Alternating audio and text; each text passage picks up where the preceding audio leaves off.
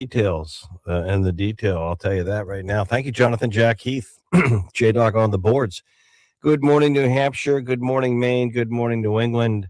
Good morning, worldwide. Hey, Alexa. Hey, Google. Play the Pulse of an H. Our poll question up on X this morning at the Pulse of an H has to do with the Iranian situation and this agreement, because even if things are signed officially or symbolically Friday in Geneva, 60-day, 2-month period begins negotiating the nuclear parts of this. That's what I thought this whole thing was about. And the question on X at the Pulse of an H, do you think this agreement in the end will stop the Islamic State of Iran from having or getting a hold or developing a nuclear bomb? Yes or no?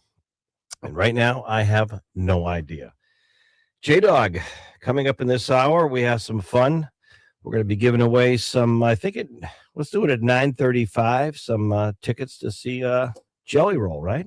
This Sunday, Bank NH Pavilion, Father's Day. What better way to say I love you than a gift of Jelly Roll, who's going to be live this Sunday in Guilford.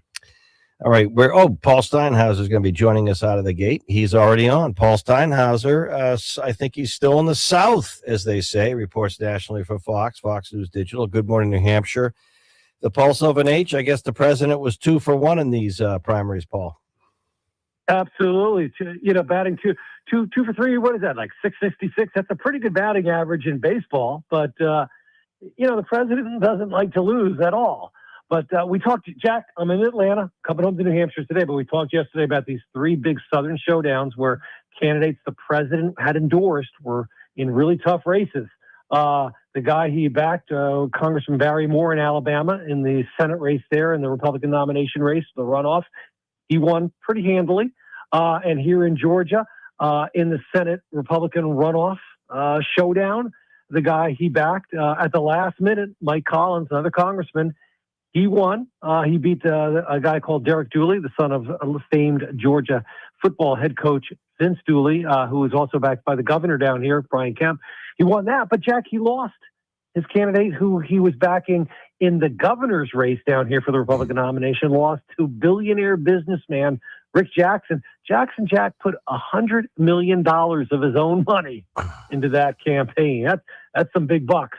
So, hey, we'll see. Next week, the Trump's endorsements will be on the line again in South Carolina. So I got a feeling that's where I'll be. Jack, our primary, that's not till September. So we got some time to wait here in New Hampshire. Any sense on these early primaries on if it gives the Republicans or Democrats a leg up in the midterms, or too early to tell? Well, here in Georgia, the Senate race is another key one, right? There's about 10 Senate races across the country, including ours in New Hampshire. They're going to probably decide whether the Republicans keep control of the Senate. Democrats are kind of happy that the guy who won, Mike Collins, they like that. They think he's the more beatable candidate because they're going to tie him to Donald Trump nonstop. We'll see if that works in a battleground state like Georgia, which is very much like New Hampshire, right? A 50-50 state when it comes to federal elections. So we'll see, Jack. We'll see how that works out. And, of course, in New Hampshire, the president's backing John Sununu over Scott Brown in our primary, which, again, isn't till September. Well, thank you, Paul. Thank you, Paul. Live, and enjoy the South. I'm coming home, Jack. See you, man. All right. I don't know if this is just media reports getting ahead or behind this story of this Iranian, tentative agreement here with the U.S. The president's, prides himself on being a deal maker. He says he's calling a report false. This is one of the stories out. It's calling a report false on the $300 billion in that Gulf, development investment for Iran. He refutes the report of $300 billion investment in Iran, sending a warning to Tehran if they misbehave. He called reports of a leaked memorandum of understanding between the U.S. and Iran false. He said the U.S. would not be giving Iran any money as part of the ceasefire framework. Fox's Peter Doocy asked the president about the $300 billion investment and reconstruction fund funded by Gulf allies. And the president responded, it's false. It's false. You can invest if you want. I mean, what am I going to do? Say nobody's ever allowed to invest? No, we're not investing. We're not putting up 10 10 cents and people can decide. And then, so I don't know. I don't know what all this says. The president's saying the Strait of Hormuz will be opened up in full within 2 days. So, this leaked memorandum, if it's accurate, devil's in the details, as I've said this morning. But the some people, and including myself, would say this better not be an advantageous deal for Iran after all this, because of what we've, the war with them and trying to stop their nuclear ambitions in terms of any nuclear bombs. That seemed to be the main reason for this. And I'm sure there's going to be other things they ask for. But when people read, I guess I have heard this. I don't know if this is 100% accurate, that it's less than 2 pages, this agreement. It's more of a framework, broad stroke, with the next few months of negotiating. And I still am concerned about Israel in terms of what's going on with Hezbollah north of Israel in Lebanon. If that continues, and the the Iranian Revolutionary Guard, or the Islamic State, if they fire anything at Tel Aviv or at Israel and they respond, then this whole thing could go sideways real fast. And then, of course, it pits indirectly, in a very strange way, the United States and Israel a little bit apart now, because Israel's interests seem different than the United States right now. The president wants an agreement to end this thing. And he said at the G7, correctly so, the economic toll on this thing, the war with in Iran, and then the whole mess with the Strait of Hormuz, was really messing up the world's economy, really raising the prices of everything. And given the economic costs, the president said that just felt that we had to end this thing. But again, the messaging, in all due respect, and I tend to look at the messaging because messaging matters, even if it's not 100% accurate. And this is just all due respect. I know the president seems frustrated. He's been commenting more at the G7. He's frustrated with Israel, the back and forth with Hezbollah. He seems tired in this whole thing. I'm going to be honest with you. I just think he's showing a little bit of frustration, and I can't blame him. I knew it would be convoluted and protracted, but it just seems to me that that the messaging has been all over the map. 2 or 3 months ago, we were told, next week, this weekend, it's going to wrap up. And then, of course, things didn't. The president has, said certain things. Now he's refuting this $300 billion sort of economic development investment package for the Islamic State. So we're going to see where it all goes, but really it should play out in the next day or two. Hey, Alexa, hey, Google, play the Pulse of an H. Federal Reserve wrapping up today. They're not going to change a thing. You heard it here first. They're not going to change anything. So you can talk about that, but I doubt, even with the new Federal Reserve chairman, there was talk that, if energy prices weren't starting to come down, that they might even notch up the interest rate bank to bank, which results and trickles down to all of us, 0.25%. But I don't think they'll do anything. They won't lower. They won't raise. I think they'll hold. We have some Jelly Roll tickets to give away at 9:35. Brad Card on deck. And 10 o'clock, we're going to talk more about affordable housing solutions. Hey, Alexa, hey, Google, play the Pulse of an H. Jack Heath, J-Dog on the boards. Back in a moment. It's more than baseball. It's Red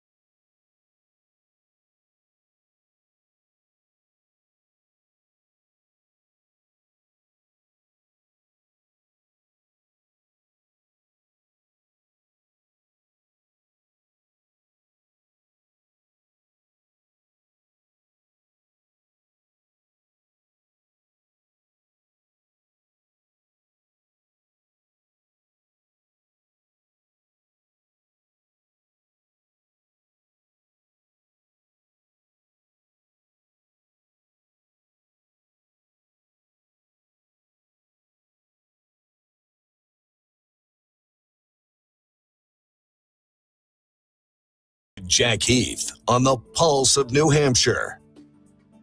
All right, we are back. Come 9:35. We'll get some tickets for you if you want to go see Jelly Roll up in Guilford Sunday, Father's Day. We are coming to you as well on YouTube at basically the Pulse of an H. You just go and you can watch live the first hour. But we'll have the poll question for you at the bottom of the hour. Reminder tomorrow. Must be allergies. June 18th, we're live 3 hours at the Manchester VA, the Eagle entrance. You'll see us, and a lot of the staff members are going to be there. And if you're a veteran, it's a great time to come by and conveniently sit with one of the staff members, talk about your enrollment status and things you may not know about programs available for you from your service, the PACT Act, if you're exposed to any of the toxic chemical stuff. Tomorrow, live, Manchester VA. It's part of their big Operation 250, the Freedom event, in terms of really opening up for veterans. And very important day at the Manchester VA tomorrow. So 9 to noon, I'll be there live, and CJ and our team. We have a lot going on. I don't know if you caught details. By the way, I think Brad Card is checking in. If he's is Brad on? Hey, good morning, Brad. How are you? Hey, Jack, living the dream every day, buddy. There you go. I guess we could call it a dream. Some days it seems like a nightmare with everything going on. Any reaction on these primaries? We just had Paul Steinhauser on from Fox, like Georgia and some of these other primaries. Any reaction or not? Really, what do you think? Well, on the Georgia race, it seems, Mike Collins, he was the MAGA candidate. Donald Trump endorsed him. Derek Dooley was endorsed by the pretty popular governor of Georgia. But Collins won, and that's, quite frankly, an opponent for Senator Ossoff. So Ossoff's got over $30 million in the bank, and Mike Collins has just over $1 million. And this is going to be a real steep climb for Republicans to win that race, that Senate race now in Georgia. So that's trouble. Kevin Hearn, good guy. We had him on our podcast, Contact Politics. Oh, that's Kevin right. Hearn That's right. Yep. is going to be the next United States Senator from Oklahoma. He's got the Republican nomination, and that's a Republican state, and he's going to win that seat. So good for Kevin. He's a good guy. So, yeah, there's a lot happening, and there's a very tense political environment coming our way in the midterms. Yeah, it's hard to read. I don't know if it's just me. I mean, you're closer to it. I'm in and out of Washington than me, Brad, but I can't read really. Well, I think most people are. Well, obviously, if you're not an insider, you're not really paying attention. The activists certainly are. I mean, you look at Maine a week or so ago, their primary, they were all fired up to vote for Graham Plattner and on the far left progressive side. But other than that, these other states, I think things like in New Hampshire are pretty quiet. Our primary is a little bit later. It's hard to read where independent voters are going to be because I don't think they know today. I really don't think they know today. They may not like a lot. They may not like certain things, but I think they're really going to be, I'm going to say, July, August, they're going to be looking at their pocketbooks and wallets. Well, current trends, Jack, I think people are starting to pay attention, which is earlier than normal. Do you? And I think, you just look at, since 2024, more people have become independent voters and or classifying themselves as independent voters. Republicans have lost more voters than Democrats to independents, but both sides have lost. And Democrats and Republicans are not too far off that, according to a CNN poll. So I think that shows that people are paying attention because they're actually making decisions now about what they're doing in an awful, as we lead up to a midterm election. So I think they're starting to pay attention. And I'll tell you, the president's making it really difficult on Republicans in the Senate right now.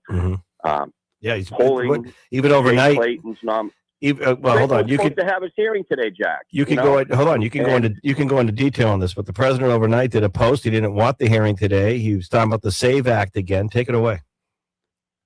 It's 4:00 in the morning. He posted, and this is on a day that Republicans are scheduled to have their hearing of Jay Clayton to be the next ODNI director, which covers all our 18 intelligence agencies at a time that we're still, trying to end this war in Iran. And news comes out that there was a a planned attack at the UFC fight at the White House. Yeah. I mean, we live in volatile times. Well, it's chaotic. And- Brad, but let's stay on that theme for a moment. Brad Card, one of our political all-stars and analysts and guest host of the show, and also Contact Politics co-host. Brad, to your point, maybe that's what I'm feeling sometimes. I'm going to go back to Congress and that UFC attack, and that was a pretty serious. I want to get, that was a pretty serious attack, and kudos to that one mother who came forward talking about her son and how weird he was, strangers acting, and what she was picking up, and how he's buying guns, and they were able to stop this whole thing, because it could have been very scary with 4,000 or 5,000 people there at that UFC event running to the gate, and if they had snipers, 85,000 people in the list. Yeah. Brad, this, the president, even on the Iranian agreement, he's at G7. And Peter Doocy from Fox asked him a question about the supposed, in the memorandum that leaked, $300 billion in kind of, not reparations, but more like development money for the Islamic State. Right. It's And investment fund. the president says that's false. That's false. I mean, I don't know what's real anymore. I don't know until we see it. What they're saying, Jack, is that they're setting the stage for private investment and other nations to invest in Iran. But look, this is a document that was leaked, right? I know. That was obtained not with the acceptance or welcoming of the White House, and they hadn't shared this with the intelligence community and on the Hill. They haven't shared it with the foreign affairs committees. So a lot of questions by members of Congress what this is going to look like. This is the president doesn't really care about Congress, and I don't think that's news to anybody. Yep. But he's going to care if Democrats win control of the Senate and if Democrats win control of the House. It's a game changer. What you did, take this into you've got Bill Pulte, who is a joke. Who, when it comes to national security issues and intelligence issues, he's got zero bona fides. And people on the Hill, rightly so, doing their job as a co-equal branch of government, questioning the administration about this. What are his background? What is his background in national intelligence? Has he been a covert CIA agent all these years and nobody knew it? Well, that doesn't seem to be the case. And so what you have is uprising by Republicans. The Foreign Intelligence Surveillance Act expired on Friday. And you've got to renew this for our national security, in my opinion. But people don't trust Bill Pulte to be in charge of it. He is there as a henchman for President Trump to go after political adversaries. And that's pretty clear. And this is a guy who's going to go in, who has no intelligence background, but he's going to go into the agencies and cut 40% of their... No, I'm not disagreeing with anything you're saying, but what Republican, and maybe it's Cornyn in Texas still, even though he lost his primary, who's going to stand up, given how the president's fuxing in these early primaries, sending out posts to Truth Socials at 4 this morning to cancel a confirmation hearing? What Republican's going to really step up? Thune's not going to step up and say no to what they're going to. Unfortunately, this puts Thune in a box because Republicans now do not have votes to pass FISA because he's put the SAVE Act on it. Right. They also don't trust. Many members don't trust Bill Pulte to manage FISA. So therefore, they don't want to extend FISA with Bill Pulte being in charge of it. So what you're going to see is there's not going to be enough votes to proceed on FISA, which they were very close to being able to get because of the Jay Clayton nomination. So they're going to have the hearing to hear. They were going to fast track them moving forward. And Donald Trump upended all of that. And I'm sorry, national security should take precedent over everything else. It really should. All right.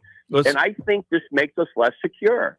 Real quick. And it's troubling to me that he's doing this politically because he's angry with it. And if you're a Trump-endorsed candidate anywhere, you're going to have to defend all of this on the campaign trail. And how does that work? I mean, are you going to defend this? Are you going to defend Bill Pulte as acting director? We'll see how it plays out in this U.S. Senate primary here, for example, with Scott Brown and John E. Sununu having the Trump endorsement. Real quickly, Governor Kelly Ayotte, the incumbent, running again, reporting 1.5 million raised in the most recent quarter. Impressive. What are your thoughts? First of all, I'm a big Kelly Ayotte fan. I think she's a great governor, and I think she was a great senator. I think she's a great public servant. So I think she's doing a really good job. And you know what? That could be the saving grace for Republicans in New Hampshire. With the tide going so much against the Republican Party as we head into these midterm elections, and the fact that the governor of New Hampshire is on the ballot every 2 years, not 4 years like most states, Kelly Ayotte's going to be on the ballot. I think she's popular. I think she could have coattails, and she could help Republicans down the ballot. Hey, any chance? We're just trying to shoot down a rumor. Sources are telling me that if Tortorella, I don't think he's going to be back with the Golden Knights next season. Is it true you might take a year off, leave of absence, and coach out in Vegas, or is that rumor? Well, that would be fun. I don't think it's going to happen, but it would be fun. All right, Brad Card live. And thank you, Brad. When we come back, we're going to give away some Jelly Roll tickets in a few moments. That's Sunday, Father's Day, this Sunday, up in Guilford. And we'll tell you what caller and the phone number in a moment. We're also going to hear from Michael Graham and a whole lot more coming up in a little bit, top of the 10 o'clock. Our friends at Procon Inc., Affordable Housing Solutions. We had a good hour yesterday talking about specifics for veterans. Veterans, if you're looking to get a mortgage, reduce your property taxes, buy something, rent something, there's more help available, or support, I'm going to put it versus help, more support for you than you may realize. We did a great segment yesterday with Matt Mayberry, the New Hampshire Home Builders, and Phil Taub, and we were talking with I was talking with Mike Cody, New Hampshire Business Review. We had a great panel discussion with specifics for veterans, just veterans, when it comes to the unaffordable housing situation here in New Hampshire in terms of rent and mortgage. We had specifics. That's what I love. And within 20 minutes, we had 3 or 4 specifics, including a $15,000 grant for veterans you can get through the New Hampshire Housing Finance Authority. Just Google New Hampshire Housing Finance Authority. New Hampshire Housing Finance Authority. There's really no catch. You just can't flip the house. So if you're buying a home as a veteran, you served, you just got to show you served, and you can get that $15,000 towards buying a home or getting a mortgage, and just got to hold it for 2 years, which is almost like your tax holding anyway. So it's some great stuff we had yesterday. And a lot of people, unless you're a veteran and unless you ask, you don't know. Unless you ask, you don't know. Hey, Alexa, go play the Pulse of an Age. Back in a moment. This is the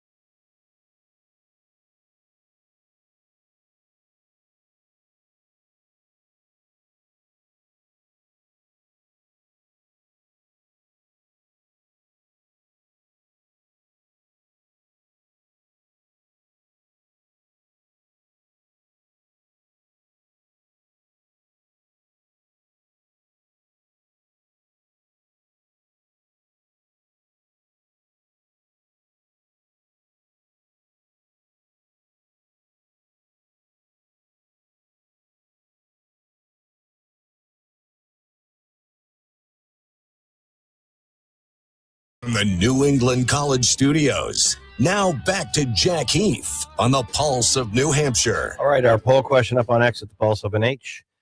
Do you think the agreement with the Iranian, whoever, with the Islamic State, whoever's going to sign this thing, and it's going to lead to 2 months or 60 days of discussions on the nuclear pieces, do you think will stop the Islamic State from developing a nuclear bomb or bombs? Yes or no? That was the point of this whole thing, I thought. That's our poll question. We'll have results for you from yesterday a little bit later.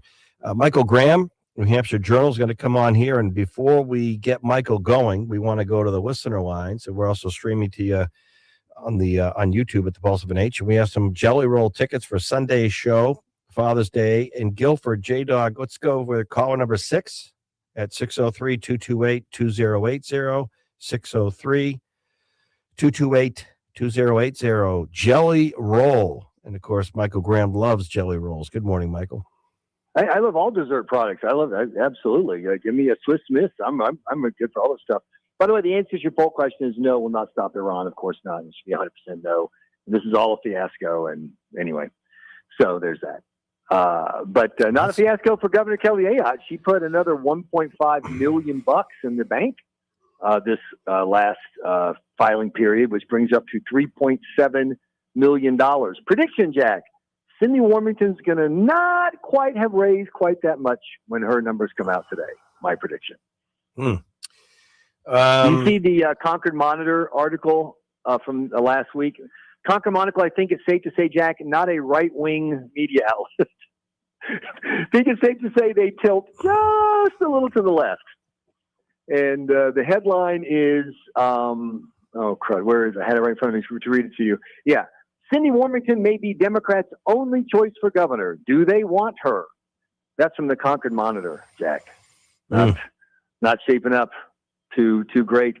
But meanwhile, Ayotte's doing great. We did a reader survey, and I always emphasize this. This is not a poll. We just send out, what do our readers think? Because as you know, Jack, New Hampshire Journal, very politically engaged. They listen to your show. They follow politics more. It's like asking sports fans, how does the season look?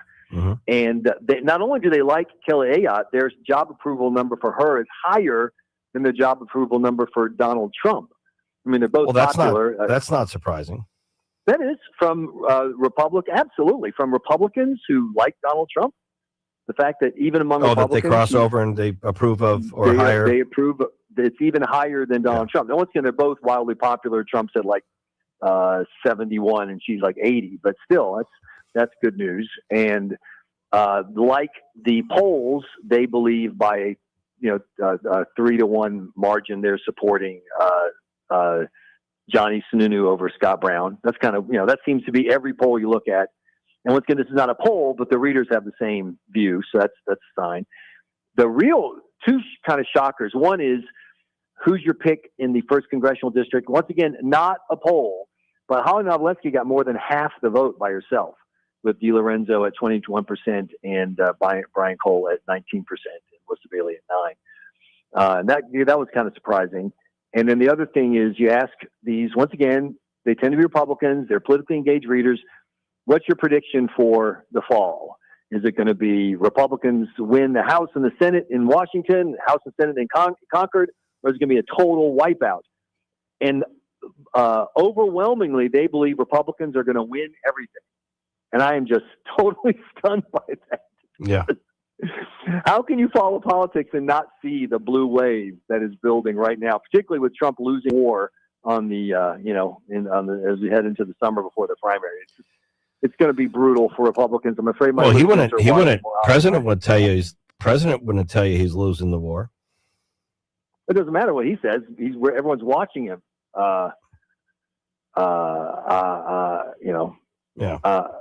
So that's just what's happening.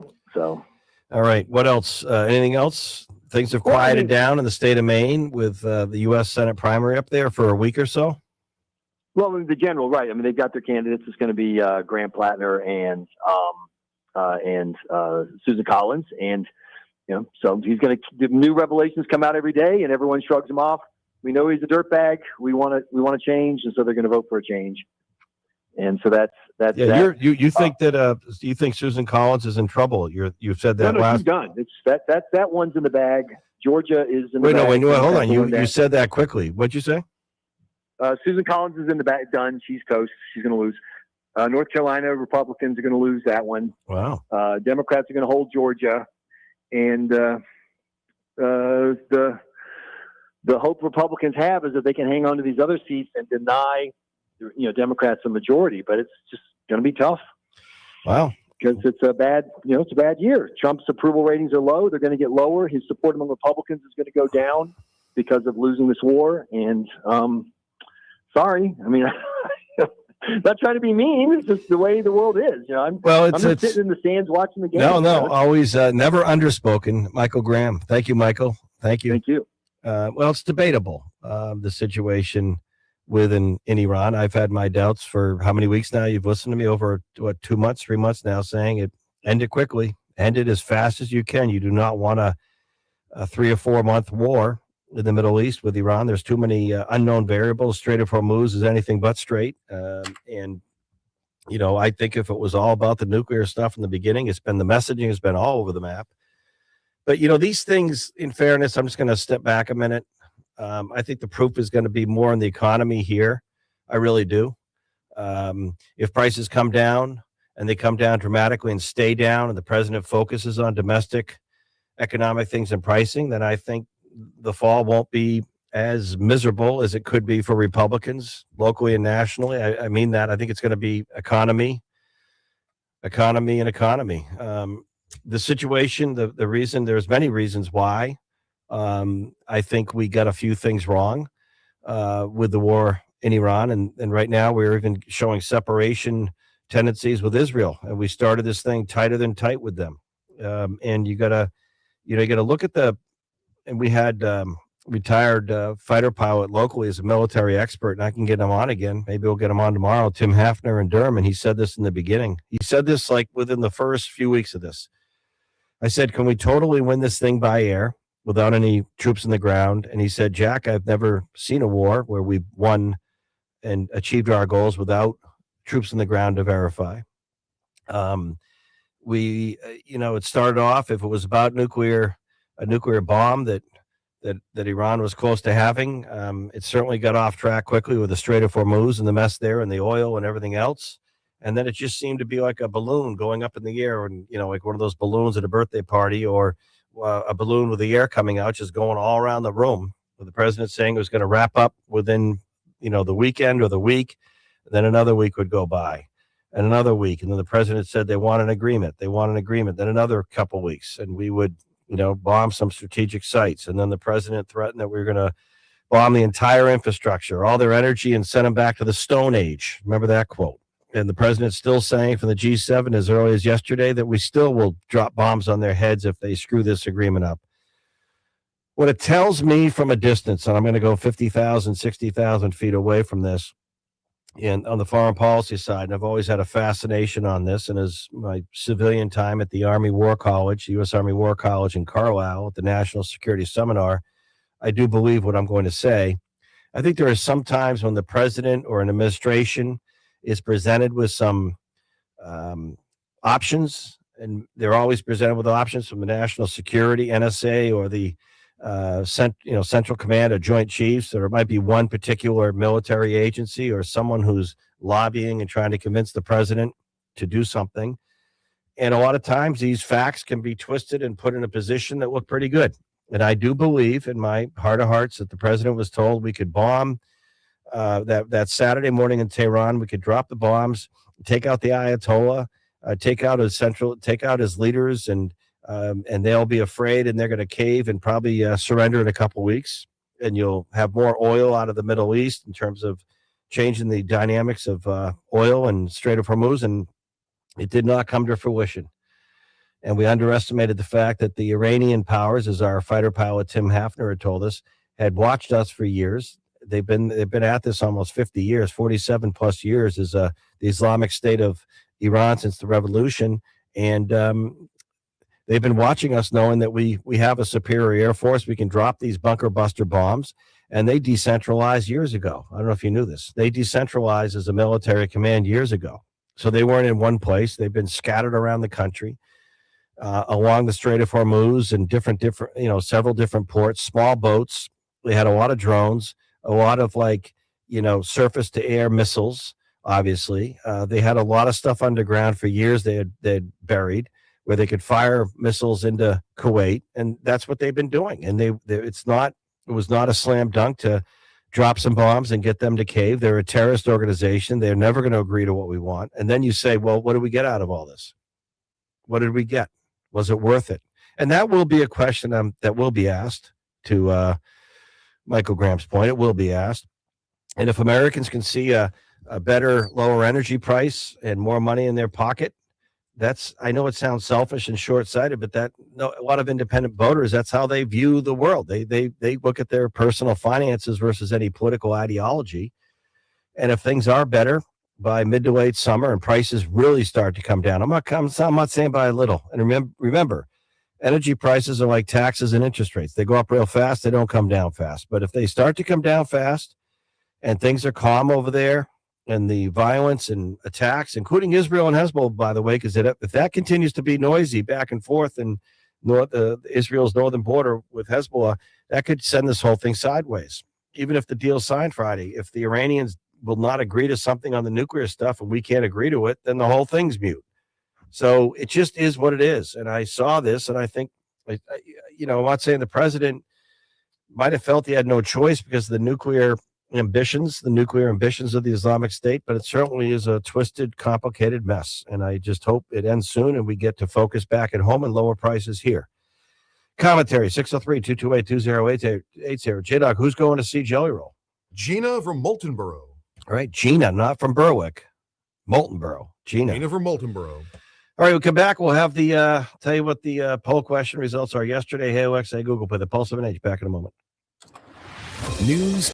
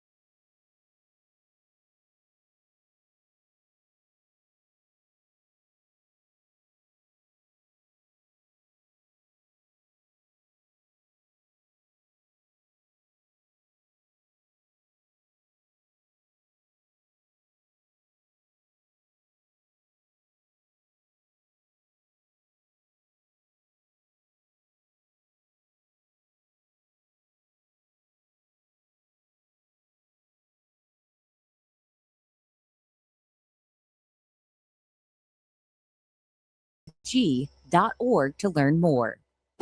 Where more Granite Staters get their news and information. This is the Pulse of New Hampshire. Good morning, New Hampshire, live from the New England College Studios. Now, back to Jack on the Pulse of New Hampshire. All right, welcome back. And Gina from Moultonborough going to see Jelly Roll this Sunday. I'm not kidding you. What's today? Wednesday was, I think it was Monday. Yesterday, someone mentioned Father's Day. I thought it was a few weeks from now. I always think of the U.S. Open in golf about the same time. This weekend, U.S. Open. This weekend, there you go, J-Dog. Oh. Did you see the shots on social media about the fescue, the tall, thick stuff, 3 or 4 yards from the fairway? I did not see that. What's up? Pretty what's thick. Up with that? Bryson DeChambeau did a shot because they're practicing. Yeah. So he throws his ball in this stuff that's up to your knees, like the Open, you know what I mean? And he goes, well, this doesn't look too bad. I can see my ball. And Bryson DeChambeau, one of the stronger hitters on the tour, he goes to hit it and went about 3 feet. It just sort of popped up and went to the right. And he goes, oh, boy. It's pretty funny video. I hope that's not a sign of things to come in Shinnecock this weekend. But you know what's nice about it, J-Dog, is when you have, a tournament like this and you do have that degree of difficulty with the best in the world that really tests them versus like these tournaments when you turn on Saturday afternoon or Sunday morning and someone you never heard of is leading by 19 under. And it's like, it's just, I don't want to say it's boring, but it's good to see a little drama, like one of the best in the world landing in that stuff, right, on their drive. And then they chunk it out and they, it's a par 4 or something or par 5. And they end up getting like triple bogey, a little drama. J-Dog, our poll question up on X has to do with the framework, page and a half, whatever it is, with this agreement with the Islamic State of Iran. Do you think it will limit and stop their getting a nuclear bomb capability? And there is some doubt on this. I have hope, but I don't know. Yes or no? J-Dog, results from yesterday? Will Israel mess up the agreement between the U.S. and Iran? 100% no. Interesting. Well, maybe there is hope there. We'll see. The economy continues to be Federal Reserve wrapping up today with the new chairman, Federal Reserve. They set the interest rates, of course. They're the referees of our economy.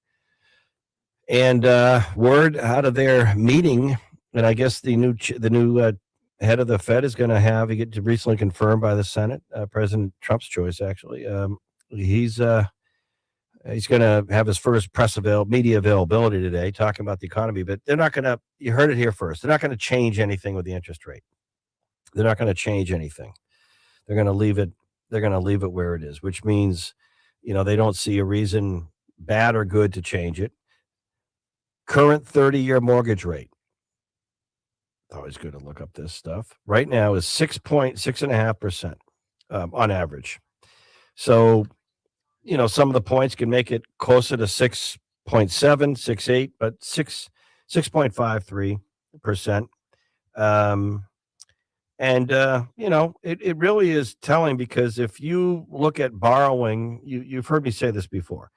If you look at borrowing, $500,000 or let's lower it, actually, $400,000 mortgage over 30 years, your base monthly payment for principal and interest only would be, depending on the mortgage and where you get it, and $2,300, $3,400, $2,400 to $2,800. But a lot of places, because you're borrowing, they want to put in property taxes. So let's talk about property taxes. You've heard me rail against how outrageously high they are here in some communities who keep raising them, and it's got to stop. And I don't want to get going on a ancillary debate over taxation policy and what can lower property taxes. Really, no tax lowers than other taxes. Let me just cut to the chase. Just ask Maine, just ask Vermont.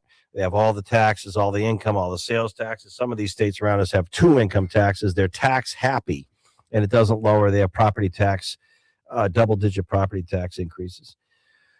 So, if you add, let's just say you're going to buy a home in, pick a community.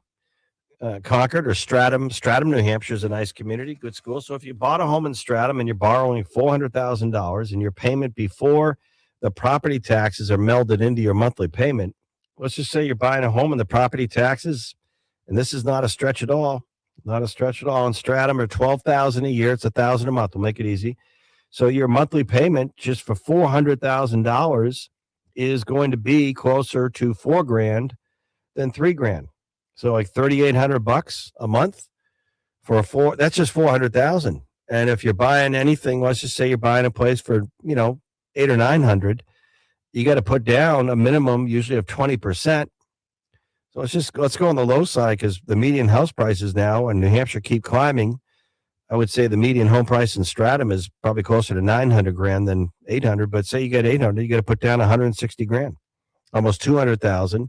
You're borrowing $400,000. You still need another few $100,000 to get a home, $850,000, and you're going to be paying probably $4,000 or $5,000 a month for your cost of buying that home. Not cheap, not affordable. And speaking of affordable, great segue. Coming up, we're going to hear from our friends at Procon Inc. They've been a great partner of ours, talking about affordable housing solutions. And what we're going to drill down on today with our friends from Procon is the pre-construction strategy and work.